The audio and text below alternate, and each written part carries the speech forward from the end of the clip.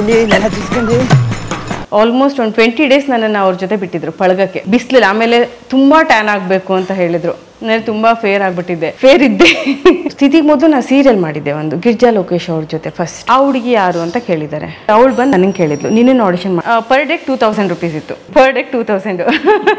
ತಿಥಿ ಆಡಿಷನ್ಗೆ ಸುಮಾರು ಈಗ ದೊಡ್ಡ ದೊಡ್ಡ ಆರ್ಟಿಸ್ಟ್ಗಳು ಸರ್, ನನಗೆ ಅವ್ರ ಹೆಸರು ಗೊತ್ತು, ತುಂಬಾ ದೊಡ್ಡ ದೊಡ್ಡ ಆರ್ಟಿಸ್ಟ್ಗಳು ಇವಾಗ ಸೀರಿಯಲ್ ಅವರೆಲ್ಲ ಆಡಿಷನ್ಗೆ ಬಂದಿದ್ದಾರೆ. ಅವರೆಲ್ಲ ರಿಜೆಕ್ಟ್ ಆಗಿದ್ದಾರೆ. ಸಿನಿಮಾ ಅಂದ್ರೆ ಅದೇನೋ ದೊಡ್ಡ ಇದು ಪ್ರಪಂಚ, ನಿನಗಲ್ಲಿ ಬೇಡ, ನಿಂಗೆ ಸೆಟ್ ಆಗಲ್ಲ. ಜೋರಾಗಿ ಬಂದ್ಬಿಟ್ಟು ಇಟ್ಬಿಟ್ಟು ನಾನು ಏನು ಮಾಡಿದೆ, ಗಾಡಿಯಲ್ಲಿ ತಿರುಗಿ ಬಿದ್ದು ನಂದು ಇಷ್ಟು ಫೇಸು ಮತ್ತು ನನ್ನ ಕಾಲ್ ಮೇಲೆ ಆಟೋ ಹೋಗಿ ಈ ಥರ ಇಷ್ಟು ದೊಡ್ಡ ಇಶ್ಯೂ ಆಗ್ಬಿಡ್ತು, ಇನ್ಸಿಡೆಂಟ್ ಆಗ್ಬಿಡ್ತದೆ, ಮೇಜರ್ ಆಗ್ಬಿಡ್ತು. ಬಟ್ ಅವ್ರು ಏನು ಹೇಳಿದ್ರು, 2 months ಅಲ್ಲ 5 months ಆಗಿ ನಾನು ವೆಯ್ಟ್ ಮಾಡ್ತೀನಿ. ಒಂದು ಮೇಜರ್ ರೀಸನ್ ಆ ಸಿನಿಮಾಗೆ ನಾನು ಒಪ್ಕೊಳ್ಳೋ ಕಾರಣ ಈ ಒಂದು ಮಾತು ಸರ್.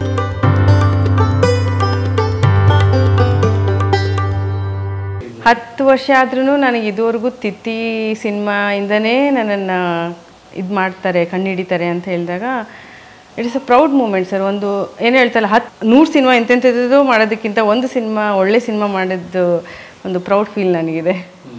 ಒಂದು ಅದ್ಭುತವಾದ ಸಿನಿಮಾ ಮಾಡಿದೆ. ಆ್ಯಂಡ್ ಎಷ್ಟೋ ಜನ ನನಗೆ ಆಗ ಸಿನಿಮಾ ರಿಲೀಸ್ ಆದಾಗ ಹುಬ್ಳಿಗೆಲ್ಲ ಕಾಲ್ ಮಾಡಿ ಅವ್ರಿಗೆಲ್ಲ ಕೇಳೋರಂತೆ, ಆ ಹುಡುಗಿ ಇದ್ಲಲ್ಲ, ಆ ಹುಡುಗಿ ನಿಮ್ಮ ಮಗಳ ಅಂದರೆ ನಿಮ್ಮ ಜೊತೆಗೆ ಇರ್ತಾಳ ಅಂತ ಕೇಳೋರಂತೆ. ಅವ್ರು ನನ್ನ ಜೊತೆಗೆ ಆ್ಯಕ್ಟ್ ಮಾಡಿದವ್ರು ಇವಾಗ ಇನ್ನೊಂದು ಮೂವಿ, ಶಾರ್ಟ್ ಮೂವಿ ಏನೋ ಮಾಡಿದ್ದಾರೆ ರಿಷಬ್ ಶೆಟ್ಟಿ ಅವ್ರ ಜೊತೆ, ಅವರು ನನ್ನ ತಾಯಿ ಪಾತ್ರ ಮಾಡಿದವರು. ಸೊ ಅವ್ರಿಗೆಲ್ಲ ಕೇಳಿದ್ರಂತೆ ಫೋನ್ ಮಾಡಿ, ಆ ಹುಡುಗಿ ಇದ್ಲಲ್ಲ, ಆ ಹುಡುಗಿ ಯಾರು ಏನು ಅಂತ. ಅಂದರೆ ಆ ಪಾತ್ರ ಅಷ್ಟು ನನ್ನನ್ನು, ನಾನು BCA ಓದ್ತಾ ಇದ್ದೆ. So I was very like, ನಾನು ಆ ಇದರಲ್ಲಿ ಇದ್ದಿಲ್ಲ, ಅಂದರೆ ತರಕಾರಿ ಮಾರೋರು ಅವರೆಲ್ಲ. ಸೊ ಹಂಗೆಲ್ಲ ಇದ್ದಾಗ ಸೊ ಅವ್ರು ತುಂಬ ನ್ಯಾಚುರಲಾಗಿ ಆ್ಯಕ್ಟ್ ಮಾಡಿದ್ರು. ಅವ್ರಿಗೆ ಆಲ್ಮೋಸ್ಟ್ ಒಂದು 20 ಡೇಸ್ ನನ್ನನ್ನು ಅವ್ರ ಜೊತೆ ಬಿಟ್ಟಿದ್ರು ಪಳಗಕ್ಕೆ, ಚಿತ್ರೀಕರಣದ ಮೊದಲು. ಚಿತ್ರೀಕರಣದ ಮೊದಲು ಬಿಸಿಲಲ್ಲಿ. ಆಮೇಲೆ ತುಂಬ ಟ್ಯಾನ್ ಆಗಬೇಕು ಅಂತ ಹೇಳಿದರು. ನಾನು ತುಂಬ ಫೇರ್ ಆಗಿಬಿಟ್ಟಿದ್ದೆ, ಫೇರ್ ಇದ್ದೆ. ಸೊ ಅದಕ್ಕೆ ತುಂಬ ಟ್ಯಾನ್ ಆಗಬೇಕು ಅಂತ ಅವ್ರು ಏನು ಐಡಿಯಾ ಮಾಡಿದ್ರು, ಒಂದು ಫಸ್ಟ್ ಅವರು ನನ್ನನ್ನು ಇದನ್ನು ಏನು ಹೇಳ್ತಾರೆ, ಸ್ಕ್ರೀನ್ ಎಲ್ಲ ಮಾಡಿದಾಗ, ಸ್ಕ್ರೀನ್ ಟೆಸ್ಟ್ ಎಲ್ಲ ಅದೆಲ್ಲ ಮಾಡಿದಾಗ ಸೊ ಅವ್ರು ಹೇಳಿದ್ದು, ನಿಮ್ಮ ಭಾಷೆ ತುಂಬ ನಮಗೆ ಹೆಂಗೆ ಬೇಕೋ ಹಂಗಿದೆ, ಆ್ಯಂಡ್ ನಿಮ್ಮ ಮುಖ ಕೂಡ ಈ ನನ್ನ ಪಾತ್ರಕ್ಕೆ ಒಪ್ಪುತ್ತೆ ಅಷ್ಟೇ. ಅವ್ರು ನನಗೆ ಹೇಳಿದ್ದು, ನೀನು ಹೀರೋಯಿನ್ ಆಗ್ತೀಯಾ ಅಥವಾ ನಿನ್ನ ಹೀರೋಯಿನ್ ಮಾಡ್ತೀನಿ ಅದೆಲ್ಲ ಇಲ್ಲ, ನಂದೊಂದು ಪಾತ್ರ ಇದೆ, ಆ ಪಾತ್ರಕ್ಕೆ ನಿನ್ನ ಮುಖ ತುಂಬ ಚೆನ್ನಾಗಿ ಒಪ್ಪುತ್ತೆ ಆ್ಯಂಡ್ ನಿನ್ನ ಭಾಷೆ ಅದಕ್ಕೆ ತುಂಬ ಇದು ಏನು ಹೇಳ್ತಾರೆ ಸೂಕ್ತ ಆಗುತ್ತೆ ಅಂತ ಹೇಳಿದರು. ಅಷ್ಟೆಲ್ಲ ಆದಮೇಲೆ ನಾನು BCAಗೆ ಅಲ್ಲಿ ಓದ್ತಾ ಇದ್ನಲ್ಲ, ಸೊ ಹಂಗೆ ಮೈಸೂರಲ್ಲಿ ಪಾಲಿಷ್ ಆಗಿಬಿಟ್ಟೆ. ಬರ್ತಾ ಫ್ರೆಂಡ್ಸ್ ಜೊತೆ ಭಾಷೆ ನಂದು ಪಾಲಿಷ್ ಆಗಿಬಿಡ್ತು. ನಾರ್ತ್ ಕರ್ನಾಟಕ ನಮ್ಮದು, ಹಾವೇರಿ ಡಿಸ್ಟಿಕ್. ಸೊ ಹಂಗೆ ಆ ಭಾಷೆ ಮಾತಾಡ್ತಾ ಇದ್ದವಳು ಮೈಸೂರಲ್ಲಿ ನಿಧಾನಕ್ಕೆ ಎಲ್ಲ ಫ್ರೆಂಡ್ಸ್ ಜೊತೆ ಸೇರ್ಕೊಂಡು ನಿಧಾನಕ್ಕೆ ಪಾಲಿಷ್ ಆಗಿಬಿಡ್ತು ನನ್ನ ಭಾಷೆ. ಆಮೇಲೆ ಅವರು ಒಂದಿನ ಬಂದರು, ಮಧ್ಯದಲ್ಲಿ ಒಂದು ಸಲ ಬಂದರು. ಫಸ್ಟು ಬಂದಾಗ ಅವ್ರು ಹೇಳಿದ್ರು ನನಗೆ, ತುಂಬ ವೆಯ್ಟ್ ಲಾಸ್ ಆಗಬೇಕು ನೀನು ಅಂತ. ಐ ವಾಸ್ 65 ಸಮಥಿಂಗ್ ಇದ್ದೆ, 65-68 ಅನಿಸುತ್ತೆ. ನಾನು ಯಾವಾಗಲೂ ಚಬ್ಬಿನೇ ನಾನು ಇದ್ದಿದ್ದು. ಆಯ್ಕೆ ಆದಾಗ ಸೊ ರೆಡ್ಯೂಸ್ ಮಾಡಬೇಕು ಅಂತ ಹೇಳಿದಾಗ ನಾನು ಆಲ್ಮೋಸ್ಟ್ ತುಂಬ ವೆಯ್ಟ್ ಲಾಸ್ ಮಾಡಿದೆ. ಆವಾಗ ಬಂದು ಹೇಳಿದರು, ಮತ್ತೆ ಬಂದರು. ಅವ್ರಿಗೆ ಸಿನಿಮಾ ಬಗ್ಗೆ ತುಂಬ ಪ್ಯಾಷನ್ ಇತ್ತು. ಏನಾಗಿದೆ ಅಪ್ಡೇಟ್ ಅಂದರೆ, ಅವಳು ಏನಾಗಿದ್ದಾಳ ಇಲ್ವಾ, ನಮ್ಮ ಸಿನಿಮಾಗೆ ಒಪ್ಪುತ್ತಾ ಇಲ್ವಾ ಅವಳ ಫೇಸು ಅಂತ ಅವರು ತುಂಬ ಅಂದರೆ ನೋಡ್ತಾನೇ ಇದ್ದರು. ಬಂದು ಮತ್ತೆ ಭೇಟಿಯಾದಾಗ ರೆನ್ಯೂಮರೇಷನ್ ಎಲ್ಲ ಮಾತಾಡಿಕೊಂಡು ಮತ್ತು ಎಲ್ಲ ಹೇಳೋಗೋರು, ಈ ಥರ ಅಂತ. ಆವಾಗ ಅವ್ರಿಗೆ ನನ್ನ ಭಾಷೆ ಗೊತ್ತಾಗೋಯ್ತು. ಮೈಸೂರು ಭಾಷೆ ಮಾತಾಡ್ತಿದ್ಯಾ ನೀನು, ಮಂಡ್ಯ ಭಾಷೆ ಮಾತಾಡ್ತಿದ್ಯಾ ನೀನು, ಮೈಸೂರು ಭಾಷೆ ಮಾತಾಡ್ತಿದ್ಯಾ, ಇದು ಬೇಡ ನಮಗೆ ಬೇಕಾಗಿರೋದು ನಾರ್ತ್ ಕರ್ನಾಟಕ, ನೀನು ಅಲ್ಲಿ ಹುಡುಗಿ ಅಂತಲೇ ನಾವು ಸೆಲೆಕ್ಟ್ ಮಾಡಿದ್ದಿಂದ ನೀನು ಭಾಷೆ ತುಂಬ ಪಾಲಿಷ್ಡ್ ಆಗೋಗಿದೆ ಅಂತ ಹೇಳಿದ್ರು. ಸೊ ನಾನೇನು ಹೇಳಿದೆ, ಅಯ್ಯೋ ಹೌದಾ, ಏನು ಮಾಡೋದು ಇವಾಗ ಅಂತ ನನ್ನ ತಲೆಯಲ್ಲಿ. ಸೊ ನನಗೆ ಗೊತ್ತಾಗ್ತಾ ಇಲ್ಲ, ಅದು ನಾವು ಮಾತಾಡೋರಿಗೆ ನಮಗೆ ಗೊತ್ತಾಗಲ್ಲ, ಬಟ್ ಅದು ಕೇಳೋರಿಗೆ ಗೊತ್ತಾಗುತ್ತೆ. ಆಮೇಲೆ ನಮ್ಮಮ್ಮ ಅಂದರು, ನನ್ನ ಫ್ರೆಂಡ್ಸು ಹೇಳೋರು, ಫೋನ್ ಯಾವಾಗಾರು ಮಾಡಿದಾಗ, ನೀನು ಹೋದ ಕಣೆ ಬಂದ ಕಣೆ ಅಂತ ಮಾತಾಡ್ಬಿಡಲೇ ನೀನು ಅನ್ನೋರು. ಅಂದರೆ ಆ ಕಡೆ ಭಾಷೆ ನಮ್ಮದು ರಫ್ ಆ್ಯಂಡ್ ಟಫ್ ಭಾಷೆ ನಮ್ಮದು. ಸೊ ಅವ್ರು ಹಂಗೆಲ್ಲ ಹೇಳೋರು. ಸೊ ಹೌದು, ನನ್ನ ಭಾಷೆ ಹಂಗೆ ಆಗಿದೆ ಅನ್ನೋದು ನನಗೆ ಅರ್ಥ ಆಯಿತು. ಸೊ ಅವ್ರೇನು ಮಾಡಿದ್ರು, ಒಂದು 20 ಡೇಸ್ ಬಿಫೋರ್ ಶೂಟ್, 20 ಡೇಸ್ ನನ್ನನ್ನು ಅವ್ರ ಜೊತೆ ಪಳಗಕ್ಕೆ ಬಿಟ್ಬಿಟ್ರು ಕಂಪ್ಲೀಟಾಗಿ. ನನ್ನ ತಾಯಿ ಪಾತ್ರ ಮಾಡೋರು ಆ್ಯಂಡ್ ಗಡ್ಡಪ್ಪ ಇದ್ದರು, ಸುಮಾರು ಜನ ಆರ್ಟಿಸ್ಟ್ಗಳಿದ್ರು.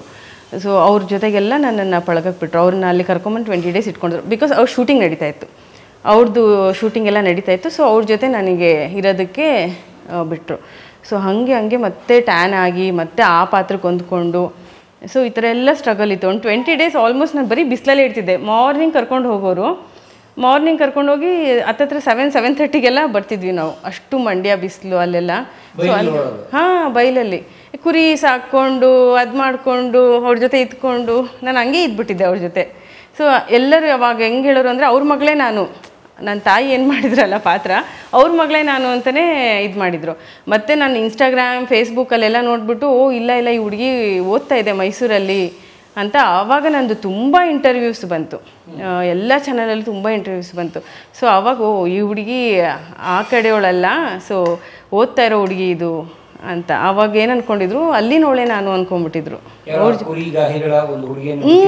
ಕುರಿ ಕಾಯೋ ಹುಡುಗಿನೇ ಅಂದ್ಕೊಂಡ್ಬಿಟ್ಟಿದ್ರು. ಸೊ ಅದು ಎಷ್ಟೋ ಸಬ್ ಟೈಟಲ್ಸ್ ಎಲ್ಲ ಇದೆ ಇದರಲ್ಲಿ ಯೂಟ್ಯೂಬಲ್ಲಿ, ಇವಳು ಕುರಿ ಕಾಯೋ ಹುಡುಗಿ ಅಲ್ಲ, ಓದ್ತಾ ಇರೋ ಹುಡುಗಿ ಅಂತ ಎಲ್ಲ ಸಬ್ ಟೈಟಲ್ಸ್ ಎಲ್ಲ ಹಾಕ್ಕೊಂಡು ಯೂಟ್ಯೂಬಲ್ಲೆಲ್ಲ ವಿಡಿಯೋಸ್ ಬಂದಿತ್ತು. ಸೊ ಹಂಗೆ ಅಷ್ಟು ಆ ಪಾತ್ರಗೆ ನನ್ನನ್ನು ಅದೇ ಹುಡುಗಿ ಅನ್ನೋಷ್ಟು ಪಾತ್ರ ಅದು ನನ್ನ ಆವರಿಸ್ಕೊಂಡ್ಬಿಟ್ಟಿತ್ತು ಆ ಟೈಮಲ್ಲಿ. ಅದಷ್ಟೇ ಅಲ್ಲ, ಆಮೇಲೆ ನನ್ನ ತಿಥಿ ಸಿನಿಮಾ ಒಂದು ಮ್ಯಾಜಿಕ್. ಹೇಗೆ ಸಿಕ್ತು ಸಿನಿಮಾ ನಿಮಗೆ? ಅದೊಂದು ಮ್ಯಾಜಿಕ್ ಅಂತಲೇ ಹೇಳ್ಬೋದು. ಒಂದಿನ ನಾನು ಮೈಸೂರಲ್ಲಿ ಓದ್ತಾ ಇದ್ದೆ, ನನ್ನ ಫ್ರೆಂಡ್ ಒಬ್ಬಳು. ಒನ್ ಥಿಂಗ್ ಏನಂತಂದರೆ, ನಮಗೆ ಮೈಸೂರಲ್ಲಿ ತುಂಬ ಕರಿಕ್ಯುಲರ್ ಆ್ಯಕ್ಟಿವಿಟೀಸ್, ಏನಂದರೆ ಯುವ ದಸರಾಗೆ ಡ್ಯಾನ್ಸ್ ಇರೋದು, ಅದು ಇದಂತ ತುಂಬ ಬ್ಯುಸಿ. ಆ ಬ್ಯುಸಿ ಯಾಕೆ ಮಾಡ್ಕೋತಿದ್ವಿ ಅಂದರೆ, ನಮಗೆ ಕ್ಲಾಸ್ ಬಂಕ್ ಆಗ್ಬೋದಲ್ಲ ಅಂತ. ನಮಗೆ ಹೋಗಬೇಕು ಅನ್ನೋ ಇಂಟೆನ್ಷನ್ ಅಲ್ಲ, ಕ್ಲಾಸ್ ಬಂಕ್ ಆಗುತ್ತೆ, ಆರಾಮಾಗಿರ್ತೀವಿ ನಾವು ಅಂತ, ಓಡಾಡ್ಬೋದು ಅಂತ ನಮ್ಮ ಥಾಟ್. ಬಟ್ ಅಲ್ಲಿ ನಾವು ಎಷ್ಟು ರೆಕಗ್ನೈಸ್ ಆಗ್ತೀವಿ ಅನ್ನೋದಕ್ಕೆ ನಾನು ಒಂದು ಉದಾಹರಣೆ.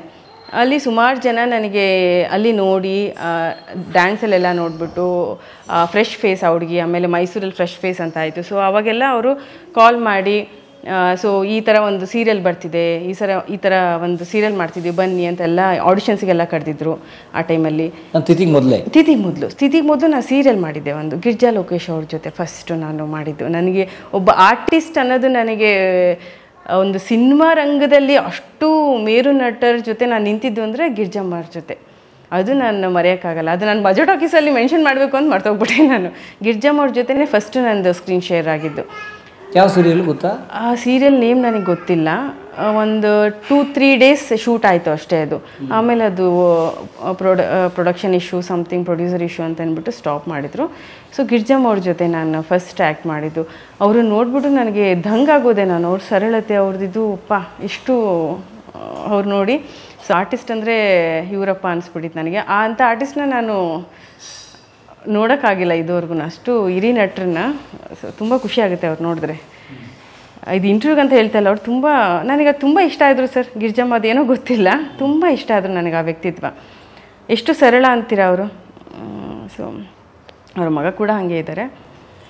ಸೊ ಆ ಥರ ಸೀರಿಯಲ್ಗೆಲ್ಲ ನನಗೆ ಬರ್ತಾಯಿತ್ತು, ಸೀರಿಯಲ್ಗೆಲ್ಲ ಕರಿತಾಯಿದ್ರು. ಆಮೇಲೆ ನಾನು ಒಂದಿನ ಗಣೇಶ ಫೆಸ್ಟಿವಲ್ ಅನಿಸುತ್ತೆ ಅವತ್ತು, ನನ್ನ ಫ್ರೆಂಡು ಆಡಿಷನ್ಗೆ ಹೋಗ್ತಾಯಿದ್ಲು. ಅವಳು ಸ್ವಲ್ಪ ಇಂಟ್ರೆಸ್ಟ್ ಜಾಸ್ತಿ, ಆಡಿಷನ್ಸು ಆ ಥರ ಎಲ್ಲ ಅಟೆಂಡ್ ಮಾಡ್ತಾಯಿದ್ಲು, ನಟಿ ಆಗಬೇಕು ಅಂತ. ಸೊ ನನಗೆ ಅವತ್ತು ರಜಾ ಇತ್ತಲ್ಲ, ಎನಿವೇಸ್ ನಾನೇನು ಮಾಡಲಿ, ಪಿ ಜಿನಲ್ಲಿ ಯಾರೂ ಇರಲಿಲ್ಲ. ಸೊ ಆಯ್ತು ಬರ್ತೀನಿ ನಡಿ, ನಾನು ನಮ್ಮೂರವಳು ಪ್ರಿಯಾ ಅಂತ. ಸೊ ಅವಳ ಜೊತೆ ನಾನು ಬರ್ತೀನಿ ನಡಿ ಅಂತ ನಾನು ಹೋದೆ. ಸೊ ಅಲ್ಲಿ ಅವಳು ಆಡಿಷನ್ಗೆ ಒಳಗಡೆ ಕೂತಿದ್ಲು, ಒಂದು ಹೋಟೆಲಲ್ಲಿ ಆಡಿಷನ್ ಮಾಡ್ತಾಯಿದ್ರು. ಅವಳು ಒಳಗಡೆ ಟೇಬಲಲ್ಲಿ ಕೂತಿದ್ಲು, ನಾವು ಹೊರಗಡೆ ಟೇಬಲಲ್ಲಿ ಕೂತಿದ್ದೆ. ಸೊ ಅವರು ಆ ಹುಡುಗಿ ಯಾರು ಅಂತ ಕೇಳಿದ್ದಾರೆ. ಸೊ ನಾನು ಅವಾಗ ನೆನಪಿದೆ, ಮರೂನ್ ಆ್ಯಂಡ್ ಬ್ಲ್ಯಾಕ್ ಸಲ್ವಾರ್ ಹಾಕ್ಕೊಂಡಿದ್ದೆ, ಇಷ್ಟು ಉದ್ದ ಸಲ್ವಾರ್ ಹಾಕ್ಕೊಂಡಿದ್ದೆ. ಸೊ ನನಗಿನ್ನ ನೆನಪಿದೆ ಅದು ಹೋಗಿದ್ದು. ಆ ಹುಡುಗಿ ಯಾರು ಅಂತ ಕೇಳಿದ್ದಾರೆ. ಸೊ ನಾನು ಅವಾಗ ಆಲ್ಮೋಸ್ಟ್ 18 ಇಯರ್ಸ್ ಅನಿಸುತ್ತೆ. ಸೊ ಆ ಹುಡುಗಿ ನನ್ನ ಫ್ರೆಂಡ್ ಅವಳು ನನ್ನ ಜೊತೆಗೆ ಬಂದಿದ್ದಾಳೆ ಅಂತ. ಸೊ ಆ ಹುಡುಗಿನ ಆಡಿಷನ್ ಮಾಡ್ಬೋದಾ ಅಂತ ಕೇಳಿದರು. ಇಲ್ಲ ಬಿಫೋರ್ ಒಂದು ಹೆಸರು, ಅವ್ರ ಹೆಸರು ನನಗೆ ನೆನಪಾಗ್ತಿಲ್ಲ, ಪ್ರಶಾಂತ್ ಅವ್ರು ಸಮಥಿಂಗ್ ಏನೋ ಇದ್ದಾರೆ. ಆ ಹುಡುಗಿನ ಆಡಿಷನ್ ಮಾಡ್ಬೋದಾ ಅಂತ ಕೇಳಿದ್ರಂತೆ. ಸೊ ಅದಕ್ಕೆ ಅವಳು ಬಂದು ನನಗೆ ಕೇಳಿದ್ಲು, ನೀನೇನು ಆಡಿಷನ್ ಮಾಡಬೇಕು ಅಂತ. ನನಗೇನು ಬರುತ್ತೆ ನಂದು ಇದೇ ಭಾಷೆ, ನನಗೇನು ಬರುತ್ತೆ ಅಂತ. ಸೊ ನನಗೇನು ಬರುತ್ತೆ ಅಂತ. ಸೊ ಅವರು ಇಲ್ಲ ಒಂದು ಸ್ಕ್ರೀನ್, ನನಗೇನು ಹೇಳೋಕ್ಕೆ ಬರಲಿಲ್ಲ ಸರ್. ನಾನು ಟು ಬಿ ಫ್ರ್ಯಾಂಕ್ ನನಗೇನು ಹೇಳೋಕ್ಕೆ ಬರಲ್ಲ. ಅವ್ರು ಏನು ಹೇಳಿದ್ರು ಅದನ್ನು ಓದ್ಬಿಟ್ಟು ಹೇಳಿದ್ದೆ ಅಷ್ಟೇ ನನಗೆ ಗೊತ್ತು. ಅದಾದಮೇಲೆ ಅವರು ಮನೆಗೆ ಹೋದ್ವಿ. ಇಲ್ಲ ಅಲ್ಲೇ ಹೇಳಿದ್ರು ಅವರು, ಈ ಸೀರಿಯಲಿಗೆ ಇವಳು ಓಕೆ ಅಂತ ಹೇಳಿದರು. ಅಲ್ಲೇ ಹೇಳಿದರು ಅವರು, ಸ್ಪಾಟಲ್ಲೇ ಹೇಳಿದರು. ನನಗೆ ಹೋಗ್ತಾನೆ ನಂಗೆ ನೆನಪಿದೆ, ನನ್ನ ಹತ್ರ ಇನ್ನೂ ಆ್ಯಂಡ್ರಾಯ್ಡ್ ಮೊಬೈಲ್ ಇಲ್ಲ, ಚಿಕ್ಕ ಮೊಬೈಲ್ ಇತ್ತು. ನಮ್ಮ ಅಮ್ಮಂಗೆಲ್ಲ ಕಾಲ್ ಮಾಡ್ಕೊಂಡು ನಾನು ಹೇಳ್ತಾ ಇದ್ದೀನಿ, ನಾನು ಸೆಲೆಕ್ಟ್ ಆಗೋಗಿದ್ದೀನಿ ಸೀರಿಯಲಿಗೆ ಅಂತ. ಡಿ ಚಂದನದಲ್ಲಿ ಬರಬೇಕು ಅಂತಿದ್ದೆ ಅನಿಸುತ್ತೆ ಆ ಸೀರಿಯಲ್. ಸೊ ಸ್ನೇಹಿತಿಗೆ ಸಿಗಬೇಕಾದ ಅವಕಾಶ ನನಗೆ ಸಿಕ್ತು. ನಾನು ಹೇಳ್ಕೊಂಡು ಹೋದೆ. ಮತ್ತು ಅವರು ನೆಕ್ಸ್ಟ್ ಮತ್ತೆ ಕಾಲ್ ಮಾಡಿ ಫೋಟೋ ಶೂಟ್ ಮಾಡಿಸ್ಬೇಕು ಬನ್ನಿ ಅಂತ. ಟ್ರೈಲರ್ ಲಾಂಚಿಗೇನೋ ಸಮಥಿಂಗ್ ಫೋಟೋಶೂಟ್ ಮಾಡಿಸ್ಬೇಕು ಬನ್ನಿ ಅಂತ. ಸೊ ಆವಾಗ ನಾನು ಎಷ್ಟು ಇನ್ನೋಸೆಂಟ್ ಅಂದರೆ ಇಲ್ಲಿಂದನೇ ಸೀರೆ ಉಟ್ಕೊಂಡು ಹೋಗ್ಬಿಡ್ತೀನಿ, ಅಲ್ಲೇ ಉಟ್ಕೋಬೋದಿತ್ತು, ಇಲ್ಲಿಂದನೇ ಸೀರೆ ಉಟ್ಕೊಂಡು ಹೋಗಿ, ಸೀರೆ ಉಡೋಕ್ಕೆ ಬರೋಲ್ಲ ಸರ್ ನನಗೆ, ಅಷ್ಟು ಇನ್ನೋಸೆಂಟು. ಪಾಪ ಅವ್ರು ಕರ್ಕೊಂಡೋಗಿ ಫೋಟೋಶೂಟ್ ಅದು ನನ್ನ ಜೊತೆಗಿದೆ ಒಬ್ಬರು ಪೇರ್, ಪೃಥ್ವಿ ಅಂತ ಅವ್ರು ನೆನಪಿದೆ ನನಗೆ, ಅವ್ರ ಜೊತೆ ನನಗೆ ನಿಲ್ಲಿಸ್ಬಿಟ್ಟು, ಅವ್ರು ಸುಮಾರು ವರ್ಷ ನನ್ನ ಫ್ರೆಂಡ್ ಆಗಿದ್ದರು ಪೃಥ್ವಿ ಅಂತ. ಸೊ ಹಾಗಾಗಿ ಅವ್ರು ನನ್ನ ನಿಲ್ಲಿಸ್ಬಿಟ್ಟು ಫೋಟೋಶೂಟ್ ಎಲ್ಲ ಮಾಡಿಸಿದ್ರು. ಸೊ ಅದು ಆ ಒಂದು ನೆನಪಿದೆ. ಆ್ಯಂಡ್ ಆಫ್ಟರ್ ದ್ಯಾಟ್ ಸೀರಿಯಲ್ ಶುರುವಾಯಿತು. ನಾನು ಮೈಸೂರಿಂದ ಬೆಂಗಳೂರಿಗೆ ಹೋಗ್ತಿದ್ದೆ ಬಸ್ಸಲ್ಲಿ, ಅಲ್ಲೋ ಕೂತ್ಕೋತಾ ಇದ್ದೆ. ಕಟ್ಟೆ, ಅಲ್ಲೊಂದು ಕಟ್ಟೆ ಇತ್ತು, ಆ ಕಟ್ಟೆ ಮೇಲೆ ಕೂತ್ಕೋತಿದ್ದೆ, ಅವ್ರು ಬಂದು ಅಲ್ಲೇ ಪಿಕಪ್ ಮಾಡೋರು. ಸೊ ಹೋಗಿ ಆಲ್ಮೋಸ್ಟ್ ಒಂದು 3 ಟೈಮ್ಸ್ ಬಂದಿದ್ದೀನಿ ಸರ್. 3 ಟೈಮ್ಸ್, ಒಂದೊಂದು ದಿನ ಶೂಟಿಂಗ್ ಅಷ್ಟೇ, ಒಂದೊಂದು ದಿನ ಇರೋದು. ಮೈಸೂರಿಂದ ಬೆಂಗಳೂರಿಗೆ ಬರೋದು? ಹಾಂ, ಮೈಸೂರಿಂದ ಬೆಂಗಳೂರಿಗೆ ಬರೋದು. ಮೈಸೂರಲ್ಲಿ ಓದ್ತಾ ಇದ್ದೆ, ಬೆಂಗಳೂರಿಗೆ ಬರೋದು, ಶೂಟ್ ಮುಗಿಸೋದು, ಹೋಗೋದು. ಆಮೇಲೆ ಅದು ಅವ್ರು ಕರೀಲೂ ಇಲ್ಲ, ಮತ್ತು ಶೂಟಿಗೆ ಪರ್ ಡೇ 2000 ರುಪೀಸ್ ಇತ್ತು.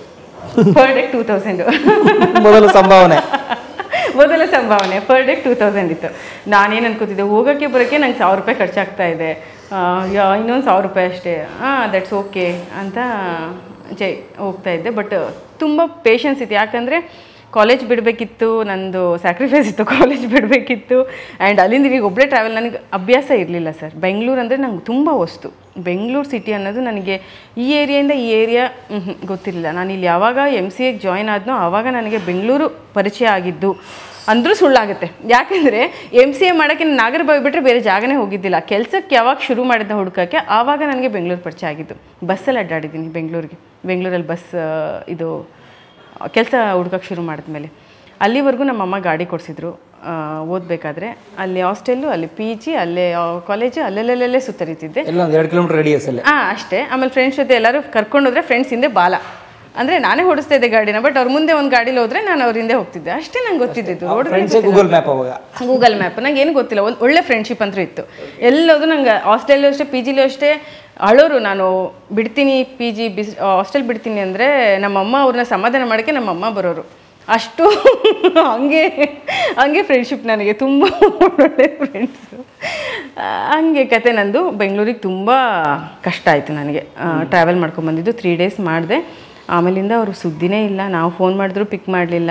ಒಂದು ದಿನದ್ದು ಪೇಮೆಂಟ್ ಕೂಡ ಬ್ಯಾಲೆನ್ಸ್ ಇತ್ತು. ಸೊ ನಾನು ಫೋನ್ ಮಾಡಿದೆ, 4000 ಅಷ್ಟೇ ಫೋನ್ ಮಾಡಿದೆ. ಯಾಕಂದರೆ ಕಾಸ್ಟ್ಯೂಮ್ ನಮ್ಮದೇ ಇರ್ತಿತ್ತು ಸರ್, ಕಾಸ್ಟ್ಯೂಮ್ಸ್ ನಮ್ಮದೇ ಇರ್ತಿತ್ತು.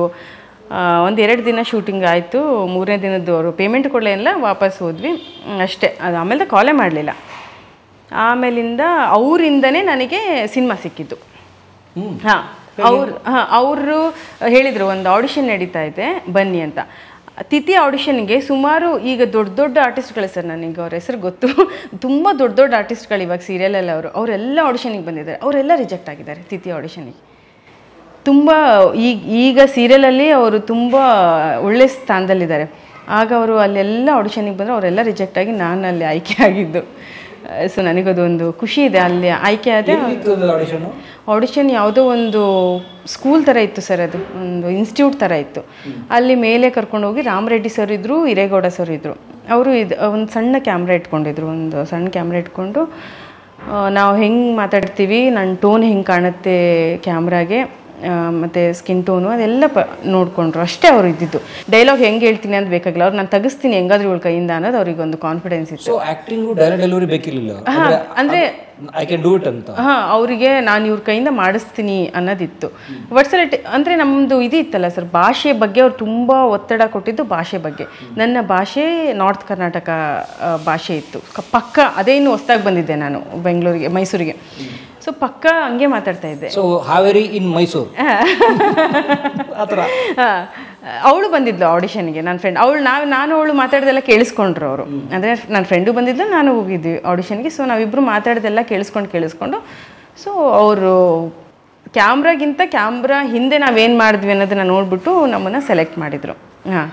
ನಾವು ಹೆಂಗೆ ಮಾತಾಡ್ತೀವಿ, ಹೆಂಗಿರ್ತೀವಿ, ಸೊ ಇವರಿಂದ ನಾನು ಮಾಡಿಸ್ಬೋದಾ ಅನ್ನೋದನ್ನು ತಿಳ್ಕೊಂಡು. ಅಷ್ಟು ಅವರು ತುಂಬ ಸೂಕ್ಷ್ಮ ಇದ್ದರು.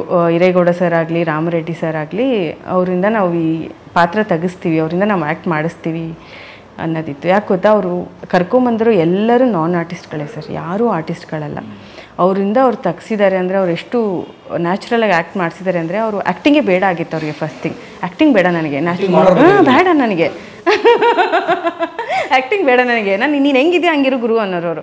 ನನ್ನ ಪಾತ್ರ ಇದು, ನೀನು ಕಾವೇರಿ ಪಾತ್ರ ಇದು, ಕಾವೇರಿ ಆಗಿರು ನೀನು. ಬಟ್ ನಿನ್ನ ಭಾಷೆ ಹೆಂಗಿದೆ ಹಾಗೆ ಬರಬೇಕು, ಅಲ್ಲಿ ನಿನ್ನ ನಾಟಕ ಆ್ಯಕ್ಟಿಂಗ್ ಏನೂ ಬೇಡ, ನ್ಯಾಚುರಲ್ಲಾಗಿ ಬರಬೇಕು ಅನ್ನೋದು ಅವ್ರಿಗೊಂದು ಕ್ಲಿಯರ್ ಆಗಿತ್ತು, ಕ್ಲಿಯರ್ ಕಟ್ಟಾಗಿದ್ರು ಅವರು ಅದ ವಿಷಯದಲ್ಲಿ. ಸೊ ಹಾಗಾಗಿ ನಾವು ಸಿನಿಮಾ ರಂಗಕ್ಕೆ ಪದಾರ್ಪಣೆ ಮಾಡಿದ್ವಿ. ಸಿನಿಮಾ ರಂಗಕ್ಕೆ ಪದಾರ್ಪಣೆ ಮಾಡಿ ಅದಾದಮೇಲೆ ತುಂಬ ಸ್ಟ್ರಗಲ್ ಅಂತೂ ಇತ್ತು. ಆಡಿಷನ್ಸ್ ಅಟೆಂಡ್ ಮಾಡಿದ್ದಾಗಿರ್ಬೋದು, ಸೀರಿಯಲ್ ಬಂದಿದ್ದಾಗಿರ್ಬೋದು. ಆ್ಯಂಡ್ ಈ ಸಿನಿಮಾಗೆ ತಿಥಿ ಸಿನಿಮಾ ಎಲ್ಲ ಓಕೆ ಮಾಡಿದೆ, ಎಲ್ಲ ಓಕೆ ಆಯಿತು. ಅವರು 2014 13 ಮಿಡ್ ಅಥವಾ 14 ಸರ್, 2014 ಅನಿಸುತ್ತೆ ಮೇ ಬಿ.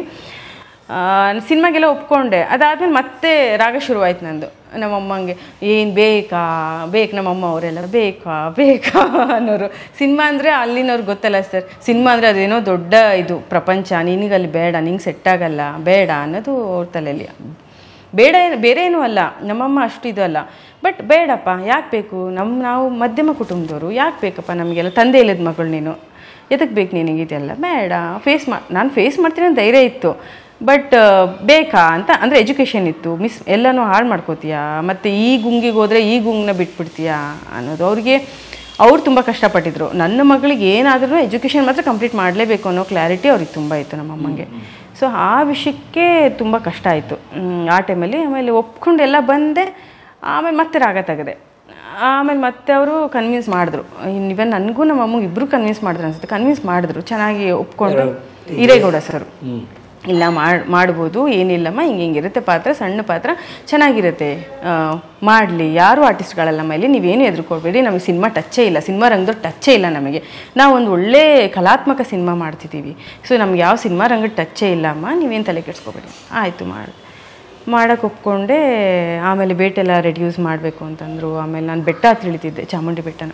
ನನಗೆ ದೇವ್ರ ಮೇಲೆ ತುಂಬ ಭಕ್ತಿ, ಕುಂಕುಮ ಹಚ್ಕೊಂಡು ಹತ್ತಿದ್ದೆ ನಾನು. ಅದು ಬೆಳಗ್ಗೆ 4 o'clock ಹಿಂಗೆಲ್ಲ ಹೋಗ್ಬಿಡ್ತಿದ್ದೆ, ಕುಂಕುಮ ಹಚ್ತಿದ್ದೆ ನಾನು ದೇವರಿಗೆಲ್ಲ.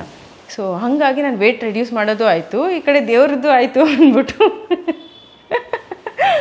ಬೆಟ್ಟ ಹತ್ತಿದ್ದೆ ನಾನು.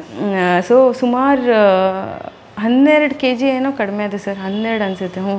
ವಿತಿನ್ ಶಾರ್ಟ್ ಟೈಮಲ್ಲೇ 3.5 ಮಂತಲ್ಲಿ ಕಡಿಮೆ ಮಾಡಿಕೊಂಡೆ ನಾನು. ಪ್ರತಿ ತಿಂಗಳು ಒಂದು 4 kg ಕಡಿಮೆ. ಅವರು ಬಂದು ಶಾಕ್ ಆಗಿ ನೀವೇನಾ ಅಂತ ಕೇಳಿದರು.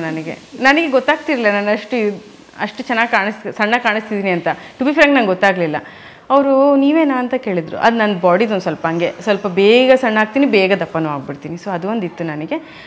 ಎಲ್ಲ ಆಯಿತು, ಇನ್ನೇನು ಶೂಟ್ ಮಾಡಬೇಕು. ಪಾಪ ನನಗೆ ಆಕ್ಸಿಡೆಂಟ್ ಆಗ್ಬಿಡ್ತು ನನಗೆ. ಮೈಸೂರಲ್ಲಿ ಟ್ರಿಪ್ಸ್ ಮೂರು ಜನ ಹುಡುಗಿರ್ನ ಹಾಕೊಂಡು ಅವು ಸಣ್ಣಕ್ಕಿದ್ವು, ವಿದ್ಯಾಸುಷ್ಮಾ ಅಂತ, ಇನ್ನು ನೆನಪಿದೆ ಅವ್ರ ಹೆಸರು. ಟ್ರಿಪ್ಸ್ ಹಾಕೊಂಡು ಹೊಡಿತಿದ್ದೆ ಸರ್. No helmet. ಟ್ರಿಪ್ಸ್ ಆದ್ಮೇಲೆ ಇನ್ಯಾವ ಹೆಲ್ಮೆಟ್ ಸರ್, 3 ಹೆಲ್ಮೆಟ್ ಎಂತಾರೆ, ಸುಮ್ಮನೆ ಇರಿ ನೀವು. ನೋ ಹೆಲ್ಮೆಟ್ಟು ಹೊಡಿತಾ ಇದ್ದೆ, ಬಿದ್ದುಬಿಟ್ವಿ. ಆದರೆ ಇದನ್ನು 2 ಸಲ ಆಕ್ಸಿಡೆಂಟ್ ಆಯಿತು. 1 ಸಲ ನನ್ನ ಮಿಸ್ಟೇಕ್ ಇಲ್ಲ. ಅದು ಈ ಮೇಜರ್ ಆಕ್ಸಿಡೆಂಟ್ ಆದಾಗ ನನ್ನ ಮಿಸ್ಟೇಕ್ ಇಲ್ಲ. ನಾನು ಹಿಂಗೆ ಹೋಗ್ತಾ ಇದ್ದೆ, ಅವರು ಜಸ್ಟ್ ಕ್ರಾಸ್ ತೊಗೋತಾ ಇದ್ದೀನಿ, ಅವರೇ ಜೋರಾಗಿ ಬಂದ್ಬಿಟ್ಟು ಇಟ್ಬಿಟ್ಟು ನಾನೇನು ಮಾಡಿದೆ, ಗಾಡಿಯಲ್ಲಿ ತಿರುಗಿ ಬಿದ್ದು ನಂದು ಇಷ್ಟು ಫೇಸು ಮತ್ತು ನನ್ನ ಕಾಲ ಮೇಲೆ ಆಟೋ ಹೋಗಿ ಈ ಥರ ಇಷ್ಟು ದೊಡ್ಡ ಇಶ್ಯೂ ಆಗ್ಬಿಡ್ತು, ಇನ್ಸಿಡೆಂಟ್ ಆಗ್ಬಿಡ್ತದೆ, ಮೇಜರ್ ಆಗಿಬಿಡ್ತು. ಫೇಸಲ್ಲಿ ಇಷ್ಟು ಸರ್, ಇಷ್ಟೇ ಇದ್ದಿದ್ದು, ಇಷ್ಟು ಹೋಗ್ಬಿಟ್ಟಿತ್ತು, ಇಷ್ಟು ಸ್ಕಿನ್ ಔಟ್ ಆಗಿಬಿಡ್ತು. ಅಷ್ಟು ಫುಲ್ ಹೆಂಗೆ ಕಾಣೋದು ಅಂದರೆ ಒಳ್ಳೆ ಸುಟ್ಟಿರ್ತಾರಲ್ಲ ಹಾಗೆ ಇಷ್ಟ ಆಗ್ಬಿಡ್ತು. ಸೊ ಮೇಜರ್ ಇಶ್ಯೂ ಆಯಿತು. ಆಮೇಲೆ ಕಾಲು ಕೂಡ ಎತ್ತಿಡೋಕ್ಕಾಗ್ತಿರಲಿಲ್ಲ ಕಾಲು. ನಾನು ವಾಶ್ರೂಮಿಗೆ ಸಹಿತ, ನಾನು ಹೇಳಿದ್ನಲ್ಲ ನಾನು ಆಡಿಷನಿಗೆ ನನ್ನ ಫ್ರೆಂಡ್ ಬಂದಿಲ್ಲ ಜೊತೆಗೆ ಅಂತ, ಈವನ್ ವಾಶ್ರೂಮಿಗೆ ಸಹಿತ ಅವಳು ಕರ್ಕೊಂಡು ಹೋಗೋಳು ನಾನು. ಆ ಮಟ್ಟಿಗೆ ಆಯಿತು. ನಾನು ಹೇಳಿದೆ, ನಾವು ಪಾಪ ಯಾರಿಗೂ ತೊಂದರೆ ಕೊಡೋದು ಬೇಡ ಅಂತ ಹೇಳಿ ನಾನು ಏನು ಹೇಳಿದೆ, ನೀವು ಬೇರೆ ಯಾರನ್ನಾದರೂ ಹಾಕೊಂಬಿಡಿ ಸಿನಿಮಾಗೆ, ನನಗೆ ಈ ಥರ ಆಗಿದೆ, ಸುಮಾರು ನನಗೆ ಮೇ ಬಿ ನನಗೆ 2 months ಆಗ್ಬೋದು ರಿಕವರ್ ಆಗೋಕ್ಕೆ. ಅಂದರೆ ನನಗೆ ನನ್ನ ಬಾಡಿ ಏನಾಗಿದೆ ಅನ್ನೋದಲ್ಲ, ಫೇಸ್ ರಿಕವರ್ ಆಗೋಕ್ಕಂದ್ರೆ ಬೇಕು, ಮಿನಿಮಮ್ 2 months ಬೇಕು. ಯಾಕಂದರೆ ಅದು ಸ್ಕಿನ್, ಇದು ಮೇಲ್ಗಡೆ ಸ್ಕಿನ್ ಔಟ್ ಆಗಿಬಿಟ್ಟಿತ್ತು, ಅದು ಒಣಗಬೇಕು, ಬ್ಲ್ಯಾಕ್ ಆಗುತ್ತೆ, ಅದು ತೆಗೆದು ಆಮೇಲೆ ಅದು ಒಂಥರ ಎಲ್ಲ ಇದಾಗ್ಬಿಟ್ಟಿತ್ತು. ಸೊ ಅದಕ್ಕೆ ಅವ್ರಿಗೆ ಹೇಳಿದೆ. ಬಟ್ ಅವ್ರು ಏನು ಹೇಳಿದ್ರು, ಆ ಟೈಮಲ್ಲಿ ನೀವು ನನ್ನ ನೋಡಬೇಕಿತ್ತು ಸರ್, ಸಣ್ಣ ಒಂದಾಗಿದ್ದೆ, ಆಮೇಲೆ ಬೆಟ್ಟ ತಿಳಿಯೋದು, ಮತ್ತು ಸ್ವಲ್ಪ ಟ್ಯಾನ್ ಆಗಬೇಕಂತ ಹೇಳಿದರು, ಟ್ಯಾನ್ ಆಗಿದ್ದೆ, ಆಮೇಲೆ ಇದು ಸ್ಕಿನ್ ಹೋಗಿತ್ತು, ನಾನು ನೋಡೋಕ್ಕಿತ್ತು ಲಿಟ್ರಲಿ, ನಾನೇ ಕನ್ನಡಿ ನೋಡ್ಕೊತಿರ್ಲಿಲ್ಲ. So ಹಂಗಾಗ್ಬಿಟ್ಟಿತ್ತು face. ಹಂಗಾದಾಗ ಅವ್ರು ಏನು ಹೇಳಿದ್ರು ಗೊತ್ತಾ ಸರ್, ಆ ಟೈಮಲ್ಲಿ ನಾನೇ ಆ ಸ್ಟೇಜಲ್ಲಿ ಇದ್ದಿದ್ದರೆ ನಾನು ಬೇರೆ ಆರ್ಟಿಸ್ಟ್ನ ನೋಡ್ಕೋತಿದ್ದೆ, ಮೇ ಬಿ ಮೇ ಬಿ ನಾನು ಅವ್ರಿಗೆ ತುಂಬ ಒಬಿಡಿಯೆಂಟ್ ಆಗಿದ್ನೋ ನನಗೆ ಗೊತ್ತಿಲ್ಲ. ಮೇ ಬಿ ನನ್ನಂಗಿದ್ದು ಯಾರು ಇದ್ದರೆ ನಾನು ಹಂಗೆ ಮಾಡ್ತಿದ್ನೇನೋ ನನಗೆ ಗೊತ್ತಿಲ್ಲ ಸರ್. ಬಟ್ ಅವ್ರು ಏನು ಹೇಳಿದ್ರು 2 months ಅಲ್ಲ 5 months ಆಗಿ ನಾನು ವೆಯ್ಟ್ ಮಾಡ್ತೀನಿ ಅಂದರು. ಒಂದು ಮೇಜರ್ ರೀಸನ್ ಆ ಸಿನಿಮಾಗೆ ನಾನು ಒಪ್ಕೊಳ್ಳೋ ಕಾರಣ ಈ ಒಂದು ಮಾತು ಸರ್. ಅವ್ರು ಬಂದು ನನ್ನನ್ನು ನೋಡಿನೂ ಕೂಡ ನಾನು ವೆಯ್ಟ್ ಮಾಡ್ತೀವಿ ಅಂದರು. ವೆಯ್ಟ್ ಮಾಡಿದ್ರು ಸರ್ ಅವರು. ಸುಮಾರು ಸಿನಿಮಾ ಎಷ್ಟು ವರ್ಷ ಶೂಟ್ ಆಯಿತು ಅಂದರೆ ಸುಮಾರು 1.5 ವರ್ಷ ಶೂಟ್ ಆಯಿತು. ಬಿಕಾಸ್ ನನ್ನಿಂದ 6 months ಲೇಟ್ ಆಯಿತು. ನನಗೂ ತುಂಬ ರಿಗ್ರೆಟ್ ಇದೆ ಇವಾಗಲೂ. ಸೊ ಅವ್ರು ಒಂದು ಮಾತು ಹೇಳಿದರು, ವೆಯ್ಟ್ ಮಾಡ್ತೀವಿ ಅಂದರೆ. ಇಲ್ಲ ಸರ್, ನಾನು ಹೇಳಿದೆ, ಕನ್ವಿನ್ಸ್ ಮಾಡಿದೆ. ಇಲ್ಲ ಸರ್, ಇಷ್ಟು ಫೇಸ್ ಇದಾಗಿದೆ, ನೀವು ಬೇರೆ ನೋಡ್ಕೊಳ್ಳಿ, ಅವರು ಸರಿ ಹೋಗುತ್ತೋ ಇಲ್ವೋ ನೋಡ್ಕೊಳ್ಳೋಣ ಅಂತ ಒಂದು ಮಾತು ಹೇಳ್ಬೋದಿತ್ತು. ಬಟ್ ಹೇಳಲಿಲ್ಲ ಸರ್. ಆರಾಮಾಗೋವರೆಗೂ ನಾನು ಇಷ್ಟಾಗಿದೆ ಅನ್ನೋದಲ್ಲ, ನಾನು ಚೆನ್ನಾಗಿದ್ದೀನಿ ಅಂತ ನನಗೆ ಕಾನ್ಫಿಡೆನ್ಸ್ ಬರೋವರೆಗೂ ಅವ್ರು ವೆಯ್ಟ್ ಮಾಡಿದ್ದಾರೆ ಸರ್. ನಾನು ಮತ್ತೆ ನಾರ್ಮಲ್ ಆಗಿದ್ದೀನಿ ಅನ್ನೋ ಕಾನ್ಫಿಡೆನ್ಸ್ ಬರೋವರೆಗೂ ವೆಯ್ಟ್ ಮಾಡಿದ್ದಾರೆ.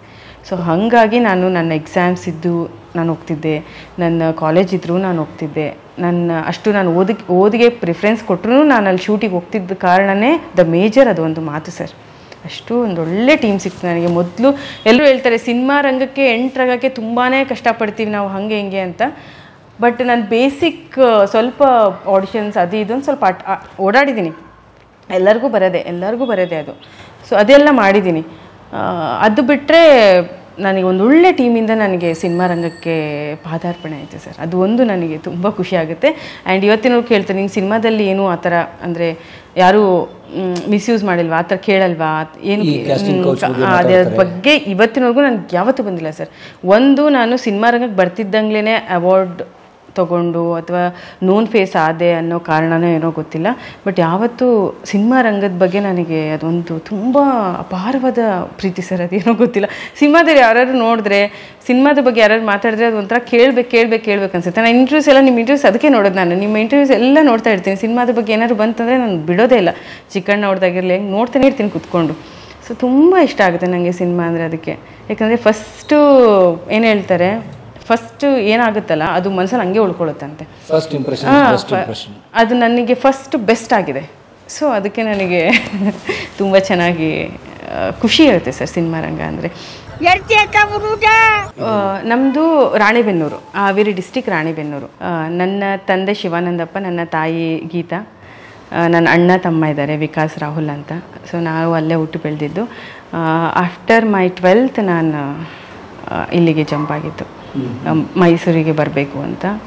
ಸೊ ಆಮೇಲೆ ಬೆಂಗಳೂರು ಹಿಂಗೆ. ತಂದೆಯವರು ನಾನು 8 ವರ್ಷ ಇದ್ದೆ ಅನಿಸುತ್ತೆ ಸರ್. ನನ್ನ ತಮ್ಮಂಗೆ 2 ವರ್ಷ, ನನಗೆ 8 ವರ್ಷ 8 ವರ್ಷ ಇದ್ದಾಗ ನಮ್ಮ ತಂದೆ ತೀರ್ಕೊಂಡ್ರು. ನಮ್ಮ ತಂದೆ ನನಗೆ ಅಷ್ಟು ನೆನಪಿಲ್ಲ ಸರ್. ನಮ್ಮ ತಂದೆದು ಅಂದರೆ ತುಂಬ ನೆನಪಿಲ್ಲ. ಅವ್ರು ಚೆನ್ನಾಗಿ ನೋಡ್ಕೋತಿದ್ರು. ನಮ್ಮಮ್ಮ ಹೇಳ್ತಾರೆ ತುಂಬ ಚೆನ್ನಾಗಿ ಇದ್ದಾಗ ತುಂಬ ಚೆನ್ನಾಗಿ ನೋಡ್ಕೊಂಡ್ರಂತೆ ಅವರು. ಅಂದರೆ ಬಟ್ಟೆನೂ ಬರ್ಡೇಗೆ ಬಟ್ಟೆ ತೆಗಿಬೇಕಂದ್ರೆ ಅವ್ರು ಅಂಗಡಿ ಕರ್ಕೊಂಡು ಹೋಗ್ತಿರ್ಲಿಲ್ಲ ಅಂತೆ, ಮನೆಗೆ ಕಟ್ಸೋರಂತೆ ಇರೋ ಬರೋ ಪ್ಯಾಟರ್ನ್ಸ್ ಎಲ್ಲ ಏನಿದೆ ಅಂತ.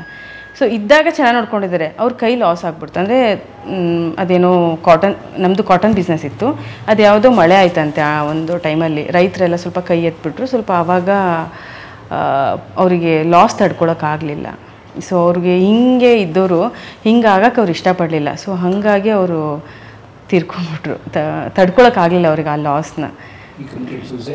No natural death. ಲಿವರ್ ಸ್ವಲ್ಪ ಕುಡಿಯೋರು, ಸ್ವಲ್ಪ ಹಂಗೆ ತೀರ್ಕೊಂಡ್ರು. ಆಮೇಲೆ ವ್ಯಾಪಾರಸ್ಥರ ಕುಟುಂಬ. ಸ್ವಲ್ಪ ಕಾಳುಗಳು ಮತ್ತು ಕಾಟನ್ ಬಿಸ್ನೆಸ್ ತುಂಬ ಚೆನ್ನಾಗಿದ್ರು. ಇವಾಗಲೂ ಅದು ಮರ್ಚೆಂಟ್ ನಮ್ದಿದೆ, ಮಾವಿನಕಾಯಿ ಅಂತ, ಇದು ರಾಣೆಬೆನ್ನೂರಲ್ಲಿ ನಮ್ಮ ಚಿಕ್ಕಪ್ಪ ನಡೆಸ್ತಾರೆ. ಬಟ್ ನಮ್ದಿಲ್ಲ ಅಷ್ಟೇ ಇವಾಗ. ಆಮೇಲಿಂದ ನಮ್ಮ ತಾಯಿದೆಲ್ಲ ನೆನಪಿದೆ ನನಗೆ. ನಮ್ಮ ತಾಯಿ ಜೊತೆಗೆ ನಾನು, ನಮ್ಮ ತಮ್ಮ ತುಂಬ ಚಿಕ್ಕವನು. ನಮ್ಮ ತಂದೆ ತೀರ್ಕೊಂಡಾಗ ನಾನು, ನಮ್ಮ ಅಣ್ಣ, ನಮ್ಮಮ್ಮ 3 ಜನ. ಅವ್ರು ತವ್ರ ಮನೆಯವ್ರು ಸ್ವಲ್ಪ ಹೆಲ್ಪ್ ಮಾಡಿದ್ರು. ನಮ್ಮಮ್ಮ ತುಂಬ ಸ್ಟ್ರಾಂಗಾಗಿ ನಿಂತ್ಕೊಂಡ್ರು. ನಮಗೆ ಸುಖ ದಿನಗಳೇ ಸರ್. ನಮ್ಮಮ್ಮ ಏನು ನಮಗೆ ಕಷ್ಟ ತೋರಿಸ್ಲಿಲ್ಲ. ಅಂದರೆ ಜವಾಬ್ದಾರಿ ನಾವೇ ತೊಗೊಂಡ್ವಿ. ನಾನೇ ಜವಾಬ್ದಾರಿ ತೊಗೊಂಡ್ಬಿಟ್ಟೆ. ಅಂದರೆ ನಮ್ಮಮ್ಮ ದುಡಿಯೋಕೆ ಹೋಗೋರು, ಬೆಳಗ್ಗೆ 3:30 ಹೋಗೋರು. ಅವರು ಡೈರಿ ಇತ್ತು ಸರ್. ಡೈರಿ ಇತ್ತು, ಹಾಲು ಡೈರಿ ಇತ್ತು. ಸೊ ಅವರು ರಾಣೆಬೆನ್ನೂರಲ್ಲಿ ಫೇಮಸ್ ಇತ್ತು.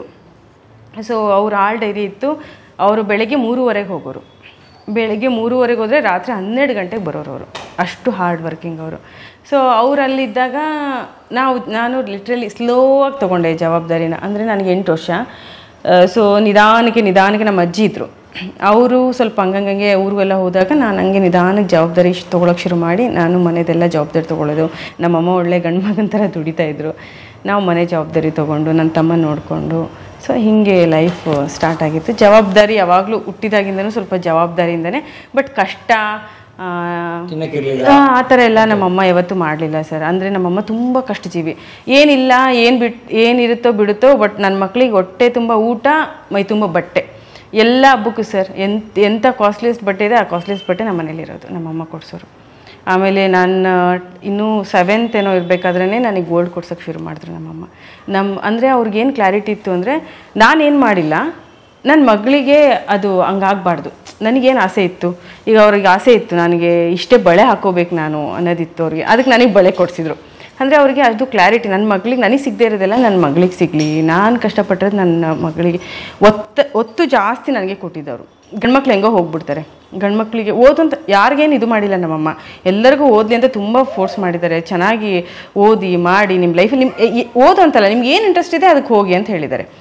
ಆದರೆ ನನಗೆ ತುಂಬ ಮಾಡಬೇಕು, ನೀನು ಆಗಲೇಬೇಕು, ನಿನ್ನ ಕಾಲ ಮೇಲೆ ನೀನು ನಿಂತ್ಕೊಳ್ಳೇಬೇಕು. ಅವರು ಹೇಳೋರು ಅವಾಗ, ಫ್ಯಾನ್ ಗಾಳಿ ಕೆಳಗಡೆ ಕೂತ್ಕೊಂಡು ಕೆಲಸ ಮಾಡ್ಬೇಕು ನೀನು. ಅವ್ರದ್ದು ಒಂದು ಡೈಲಾಗು, ಫ್ಯಾನ್ ಗಾಳಿ ಕೆಳಗಡೆ, ಇವಾಗ AC ಬಂದಿದೆ, ಫ್ಯಾನ್ ಗಾಳಿ ಕೆಳಗಡೆ ಕೂತ್ಕೊಂಡು ಕೆಲಸ ಮಾಡ್ಬೇಕು ನೀನು. ಅವ್ರು ಅದು ಹುಟ್ಟಿದಾಗಿಂದ ನಾವು ಕೇಳಿ ಕೇಳಿ ಕೇಳಿ ಕೇಳಿ ಅಭ್ಯಾಸ. ಯಾಕಂದರೆ ಅವರು ಶೀಟಲ್ಲಿ ಕೆಲಸ ಮಾಡೋರು. ಬೆಳಿಗ್ಗೆ 3:30ಗೆ ಹೋದರೆ ಹಾಲಿನ ಡೈರಿಯಲ್ಲಿ ಶೀಟಲ್ಲಿ ಇರೋರು. ಬೆಳಗ್ಗೆ 3:30ಗೆ ಹೋದರೆ ರಾತ್ರಿ 12 ಗಂಟೆವರೆಗೂ. ನಾಳೆ ಗಂಡ ಹೆಂಗೆ ಸಿಗ್ತಾನೋ ಗೊತ್ತಿಲ್ಲ. ನಿನ್ನ ಜೀವನ ನೀನು ಸೆಟ್ಲ್ ಮಾಡ್ಕೋಬೇಕು, ನಿನ್ನ ಕಾಲ ಮೇಲೆ ನೀನು ಎತ್ಕೋಬೇಕು, ಯಾವತ್ತೂ ಯಾರ ಮೇಲೆ ಡಿಪೆಂಡ್ ಆಗಬಾರ್ದು. ಅವ್ರ ತಲೆ ಅದೊಂದು ನನಗೆ ಹೇಳಿ ನೀನು ಗಂಡು ಮಗ, ನೀನು ಹೆಣ್ಣಲ್ಲ, ನೀನು ಹೆಣ್ಣಂದ್ರೆ ಅನ್ಕೋಬೇಡ, ನೀನು ಗಂಡು ಮಗ ನೀನು, ಇದು ಇಷ್ಟು ಡೈಲಾಗ್ ಹೇಳೋರು ಅವ್ರು ನನಗೆ. ಸೊ ಅದೆಲ್ಲ ನನಗಿನ್ನೂ ಕಿವಿಲಿ ಹೆಂಗೆ ಇದೆ. ಸೊ ನಾನು ಸ್ವಲ್ಪ ಸ್ಟ್ರಾಂಗು ಸರ್, ನನಗೆ ಸ್ವಲ್ಪ ಬಾಯಿನೂ ಜೋರು, ನಾನು ಸ್ಟ್ರಾಂಗು ನಾನು. ಯಾಕಂದರೆ ನಾವು ಸ್ಟ್ರಾಂಗ್ ಅಲ್ಲ, ಬಟ್ ಸಿಚುವೇಶನ್ ನಮ್ಮನ್ನು ಸ್ಟ್ರಾಂಗ್ ಮಾಡಿದೆ ಸರ್, ನಮ್ಮನ್ನು ಸ್ಟ್ರಾಂಗ್ ಮಾಡಿದೆ. ಯಾಕೆಂದರೆ ನನಗೆ ಯಾರಾದರೂ ನಮ್ಮ ಊರಲ್ಲಿ ಮಾತಾಡ್ಸೋಕ್ಕೆ ಭಯ ಪಡ್ತಾರೆ. ಅಂದರೆ ಭಯ ಇನ್ ದ ಸೆನ್ಸ್ ಭಯ ಅಲ್ಲ, ಅದು ಯಾರಾದರೂ ಅವರು ಒಂದು ಇದನ್ನಪ್ಪ ಬೇಡಪ್ಪ ಅನ್ನೋದು. ಅಂದರೆ ನಾನು ಗಳಿಸ್ಕೋತೀನಿ ಆ ಸ್ಥಾನನ. ಇವತ್ತು ನಾನು ಆ ಸ್ಥಾನ, ನಾನು ಓದಿದ್ದೀನಿ, ನಾನು ಸ್ಥಾನ ಗಳಿಸ್ಕೋತೀನಿ, ನಾನೇನೋ ಮಾಡ್ತೀನಿ. ಯಾರು ನಮ್ಮನ್ನು ಇದು ಮಾಡಬೇಕು ಅಂದಾಗ, ನಮಗೇನಾದ್ರು ಒಂದು ಪಾಯಿಂಟ್ ಮಾಡಬೇಕು ಅಂದರೆ ನಾವು ನಿಂತ್ಕೋಬಾರ್ದು, ಆ ಮೈನಸ್ ಅನ್ನೋ ಪಾಯಿಂಟಲ್ಲಿ ನಿಂತ್ಕೋಬಾರ್ದು. ನಾವು ಸ್ಟ್ರಾಂಗಾಗಿ ಮೆರಳು ಮಾಡಬಾರ್ದು, ನಾವು ಸ್ಟ್ರಾಂಗಾಗಿ ನಿಂತಿರಬೇಕು. ಅವ್ರ ಬಗ್ಗೆ ಒಂದು ಮಾತಾಡಬೇಕು ಅಂದರೆ ಒಂದು ಹೆಜ್ಜೆ ಹಿಂದೆ ಹಾಕ್ಬೇಕು ಅವರು. ಸೊ ಆ ಸ್ಥಾನ ನಾನು ಗಳಿಸ್ಕೋಬೇಕು ಅನ್ನೋದು. ಸೊ ಆ ಸ್ಥಾನ ನಾನು ಗಳಿಸ್ಕೊಂಡೆ. ನಮ್ಮ ಅಮ್ಮಂದದು, ನಮ್ಮಮ್ಮ ಹೇಳಿ ಹೇಳಿ ಹೇಳಿ ಹೇಳಿ ಹೇಳಿ ಕಳಿಸೋರು. ನಮ್ಮಮ್ಮ ಹಂಗೆ ಇರೋದಕ್ಕೇನೋ ನನಗೆ ಬೇರೆ ಏನೂ ತಲೆಯಲ್ಲೇ ಓಡ್ತಿರ್ಲಿಲ್ಲ. ತುಂಬ ಸ್ಟ್ರಾಂಗಾಗೇ ಬೆಳೆದೆ ನಾನು. ಕಷ್ಟಜೀವಿ ಹುಟ್ಟಿದಾಗಿಂದನೂ ನಮಗೆ ಸ್ಟ್ರಾಂಗಾಗೇ ಬೆಳೆದಿದ್ದೀವಿ. ಆ್ಯಂಡ್ ಅದು ಬೇಡ, ನಾವು ಊಟಕ್ಕೆ ಕೂತ್ಕೊಂಡ್ರೆ ತಟ್ಟೆಲ್ಲಿ ಒಂದು ಕರಿಬೇವು ಇರೋಲ್ಲ, ಅಷ್ಟು ನೀಟಾಗಿರುತ್ತೆ ನಮ್ಮ ತಟ್ಟೆ, ತೊಳೆಯೋ ತಟ್ಟೆ ಥರ. ಅಂದರೆ ಎಲ್ಲದಕ್ಕೂ ಬೆಲೆ ಕೊಡ್ತೀವಿ, ಪ್ರತಿಯೊಂದಕ್ಕೂ ಬೆಲೆ ಇರುತ್ತೆ. ಹಾಗೇ ನಮ್ಮಮ್ಮ ನನಗೆ ನೆನಪಿದೆ, ಒಂದು ಟೈಮಲ್ಲಿ ಅವ್ರಿಗೆ ಹೆರಿಗೆ ಆಗಿದೆ. ನನ್ನ ತಮ್ಮಂದು ಪಕ್ಕದ ಮನೆಯವರು ಪಲಾವ್ ಕೊಟ್ಟು ಕಳಿಸಿದ್ರು ಒಂದು ಬಾಕ್ಸಲ್ಲಿ. ನಂಗೆ ಆ ಸಿಚುವೇಶನ್ ನೆನಪಿದೆ. ಅಡ್ದಿರೋ ಹೊಟ್ಟೆ, ಎಷ್ಟು ಊಟ ಬೇಕು ಎಲ್ಲ ಬೇಕು, ಬಟ್ ಆ ಟೈಮಲ್ಲಿ ಅವ್ರು ನನಗೆ ನಮ್ಮಿಬ್ಬರಿಗೂ ತಿನ್ನೋಕೊಟ್ರು ಆ ಪಲಾವ್ ಟಬ್ಬಿನ. ಸೊ ಆ ಸಿಚುವೇಶನ್ಸ್ ಎಲ್ಲ ನಮಗೆ ನೆನಪಾಗ್ತವೆ ಸರ್. ಯಾಕಂದರೆ ನಮ್ಮಪ್ಪ ಇರಲಿಲ್ಲ ಆವಾಗ, ಅಪ್ಪ ಎಲ್ಲ ಹೋಗ್ಬಿಟ್ಟಿದ್ರು. ಸೊ ನಮ್ಮಮ್ಮ ಎಲ್ಲ ಸ್ಟ್ರಾಂಗಾಗಿ ನಿಂತಿದ್ದಾರೆ. ಆ್ಯಂಡ್ ಗೋಣಿಚೀಲ ಹೊರೆಯೋರು ನಮ್ಮಮ್ಮ. ಟ್ರೈನಲ್ಲಿ ಒಂದ್ಸಲ ನಮ್ಮಮ್ಮ ದಾವಣಗೆರೆಗೆ, ರಾಣೆಬೆನ್ನೂರಲ್ಲಿ ಹೊಲ್ಕೊಳ್ಳೋರು, ಹೊಲ್ದು ದಾವಣಗೆರೆಯಲ್ಲಿ ಮಾರಕ್ಕೆ ಹೋಗೋರು. ಗೋಣಿಚೀಲ ಹೊಳೆಯೋರು. ಮಷಿನ್ ಇದು ಇರಲಿಲ್ಲ ಆವಾಗ, ಏನು ಹೇಳ್ತಾರೆ ಅದು ಮೋಟ್ರ್ ಅಂತಾರಲ್ಲ, ಅದೆಲ್ಲ ಇರಲಿಲ್ಲ, ಕಾಲಲ್ಲೇ ತುಳಿಯೋರು. ತುಳಿದು ನಾವು ಮಲಗೇ ಇರ್ತಿದ್ವಿ ರೂಮಲ್ಲಿ. ನಮ್ಮಪ್ಪ ಇದ್ದರು, ಬಟ್ ಅವರು ಅವ್ರಿಗೆ ಫೇಲ್ಯೂರ್ನ ತೊಗೊಳಕ್ಕೆ ಆಗಲಿಲ್ಲ ಅವ್ರಿಗೆ. ನಮ್ಮಮ್ಮ ಇದ್ದರು. ನಮ್ಮಮ್ಮ ಒಂದು ಮಾತು ಹೇಳೋರು ನಮ್ಮಪ್ಪಂಗೆ, ನಿನ್ನನ್ನು ಆರಿಸ್ಕೊಂಡು ಬಂದಿದ್ದು ನನ್ನ ತಪ್ಪು, ನನಗೆ ನೀನು ಉಪವಾಸ ಹಾಕು, ಬಟ್ ನಿನ್ನ ಮಕ್ಕಳನ್ನ ಉಪವಾಸ ಹಾಕ್ಬೇಡ ಅಂತ ಹೇಳೋರು. ನಮ್ಗೆ ಆ ವಯಸ್ಸಾದರೂ ನಮಗೆ ನೆನಪಿದೆ ಆ ಮಾತು ನೆನಪಿದೆ. ಸೊ ನಮ್ಮಮ್ಮ ಅವಾಗ ಗೋಣಿಚೀಲ ಹೊಲಿಯೋರು, ನಾನು ನಮ್ಮಣ್ಣ ಟ್ರೈನಲ್ಲಿ ಹೋಗೋರು. ನಮ್ಮಮ್ಮ ನಾವು ಹೋದ್ವಿ ಹಿಂದೆ, ಮಿಸ್ ಆಗಿ ನಾವು ಕೆಳಗಡೆನೇ ಉಳಿದ್ವಿ. ನಾವು ಬಿದ್ದಿವಿ ಆ್ಯಕ್ಚುಲಿ. ಅಂದರೆ ಜೋರಾಗೇನಲ್ಲ, ಸ್ವಲ್ಪ ಹಂಗೆ ಮಿಸ್ ಆಗಿ ಹಿಂಗೆ ಮೂವಿಂಗೂ ಅಲ್ಲ, ಇನ್ನು ಹತ್ತುತ್ತಾ ಇದ್ವಿ, ಹಂಗೆ ಬಿದ್ವಿ. ನಮ್ಮಮ್ಮ ನಮ್ಮನ್ನು ನೋಡಲಿಲ್ಲ, ಹೋದರು. ಯಾಕಂದರೆ ಅವರು ಎಲ್ಲದಕ್ಕಿಂತ ಹಸು ಜಾಸ್ತಿ ಇತ್ತು.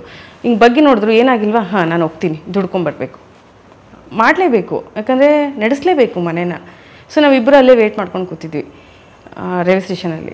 ನಮ್ಮ ಮನೆ ಅಲ್ಲೇ ಹತ್ರ, ಬಟ್ ಅಲ್ಲಿ ವೇಟ್ ಮಾಡ್ಕೊಂಡು ಕೂತಿದ್ವಿ. ನಮ್ಮಮ್ಮ ಬಂದರು, ಯಾಕಂದರೆ ನಮ್ಮನ್ನು ಹಸು ಇದು ಮಾಡಬೇಕು ನಮ್ಮಮ್ಮ.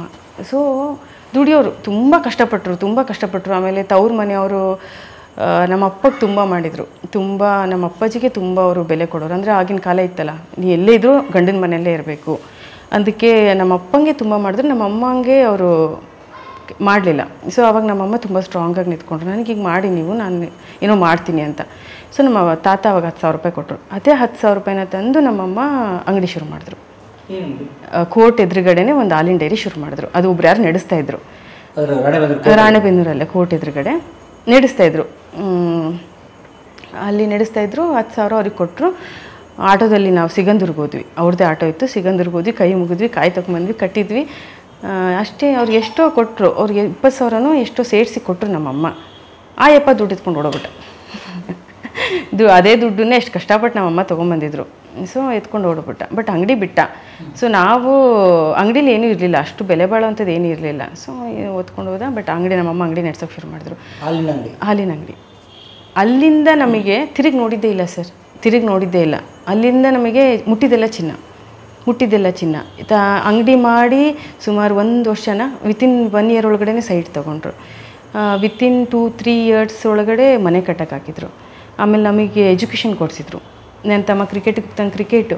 ನನ್ನ ತಮ್ಮ ಎಲ್ಲಿಗೆ ಹೋಗ್ತಾನೆ ಅಂದರೆ ಅಲ್ಲಿಗೆ ಇಂಗ್ಲೀಷ್ ಕಲಿಯೋಕ್ಕೆ, ಅಲ್ಲಿ ಎಲ್ಲಿಗೆ ಹೋಗ್ತಾನೆ ಅಲ್ಲಿಗೆ. ನನ್ನ ಅಣ್ಣಂಗಾದ್ರು ಅವನಿಗೆ ಓದು ಅಂತ ಅವನಿಗೂ ಫೋರ್ಸು. ನಾವು ಅಂದರೆ ನೀನು ಲೈಫ್ ಸೆಟ್ಲ್ ಮಾಡ್ಕೊಳ್ಳಿ, ನೀವೇನೋ ಒಂದು ಮಾಡಿ ಅಂತ. ಯಾರಿಗೂ ಏನು ಬನ್ನಿ ನನ್ನ ಜೊತೆಗೆ ನಿಂತ್ಕೊಳ್ಳಿ, ನನಗೆ ಹೆಲ್ಪ್ ಮಾಡಿ ಅಂತ ನಮ್ಮಮ್ಮ ಯಾವತ್ತೂ ಕರೆದಿಲ್ಲ. ಗಟ್ಟಿ ಹೆಣ್ಮಗಳು. ಅಲ್ಲಿ ಇದಕ್ಕೆ ನಮ್ಮ ಹೋಟ್ಲಿಂದ ಸೀದಾ ಬರೋರು. ಎಷ್ಟು ದೂರ ಆಗೋದು, ನಮ್ಮ ಸ್ವಂತ ಮನೆಯಲ್ಲೇ ಇದ್ವಿ ಒಂದು ಸ್ವಲ್ಪ ದಿನ, ಅಲ್ಲಿಂದ ನಡ್ಕೊಂಡು ಬರೋರು. ಆಮೇಲಿಂದ ಅಂಗಡಿಯಿಂದನೇ ಮನೆ ಬಾಡಿಗೆ ಮಾಡ್ಕೊಂಡ್ವಿ, ಹತ್ರ ಆಗುತ್ತೆ ಅಂತ. ಯಾಕಂದರೆ ಬೆಳಗ್ಗೆ 3:30ಗೆ ಬರೋದು. ಎದುರ್ತಿರ್ಲಿಲ್ಲ. ಇವಾಗಲೂ ನಾನು ಎದುರಲ್ಲ ಸರ್, ಅದೇನೋ ಗಟ್ಸ್ ಬಂದುಬಿಟ್ಟಿದೆ. ಅದು ಎದುರಲ್ಲ ನಾವು. ಅದು ಸಿಚುವೇಶನು ಏನು ನಮಗೆ ಮಾಡಿದೆಯೋ ಅನ್ನೋ ಗೊತ್ತಿಲ್ಲ. ನಮ್ಮ ಅಮ್ಮಂಗಾದ್ರೆ ನಮ್ಮ ಅಮ್ಮನ ಕಟ್ಸೆ ನನಗೆ ಯಾವ ಫೇಸಲ್ಲಿದ್ರೂ ನಾವು ಹೆದರಿಕೆ ಬರಲ್ಲ ನಮಗೆ. ಫೇಸ್ ಮಾಡ್ತೀನಿ, ಧೈರ್ಯವಾಗಿರ್ತೀನಿ, ಇದೆ ನಮಗೆ ತಾಕತ್ತಿದೆ, ಇರೋದು ಒಂದು ಜೀವನ ಗುರು, ನಡೆಸೋಣ ಮಾಡೋಣ ಅನ್ನೋದು ನಮ್ಮಮ್ಮ ಹೇಳ್ಕೊಟ್ಟಿರೋದು. ಸೊ ಅಲ್ಲಿಂದ ನಾವು ತಿರುಗಿ ನೋಡಿದ್ದೆ, ಅಲ್ಲೆಲ್ಲ ಚೆನ್ನಾಗಿ ನಡೀತು.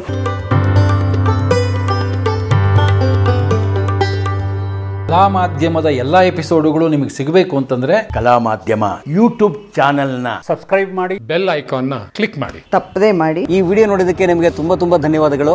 ಪುಸ್ತಕಗಳನ್ನ ಓದು ಮನಸ್ಸನ್ನು ಅರಳಿಸುತ್ತೆ, ಬುದ್ಧಿಯನ್ನು ಚುರುಕು ಮಾಡುತ್ತೆ, ಕಾಣದ ಹೊಸಲೋಕವನ್ನು ಪರಿಚಯಿಸುತ್ತೆ. ಹಾಗಾಗಿ ಓದುವ ಸಂಸ್ಕೃತಿ ಹೆಚ್ಚಾಗ್ಲಿ. ಧನ್ಯವಾದ.